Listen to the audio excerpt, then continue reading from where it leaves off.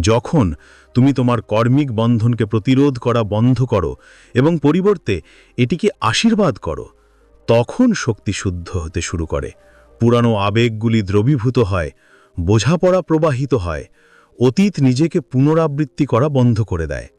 মনে রাখবেন, নিরাময় মানে এমন ভান করা নয় যে ব্যথা কখনো ছিল না। এর অর্থ হল এটি স্পষ্টভাবে দেখা, পাঠ গ্রহণ করা এবং যেভাবেই হোক প্রেম বেছে নেওয়া। সচেতনতা, কৃতজ্ঞতা এবং ক্ষমার মাধ্যমে তুমি কর্মের ভারী পাথরটিকে করুণার একটি ধাপে পরিণত করো, যা তোমার এবং তার আত্মা উভয়কেই আলোর দিকে নিয়ে যায়। পরিশেষে প্রতিটি পার্থিব মা হলেন ঐশ্বরিক মায়ের প্রতিফলন, অসীম করুণাময় উপস্থিতি যা মহাবিশ্বকে টিকিয়ে রাখে। যোগানন্দ প্রায়শই বলতেন যে যখন আমরা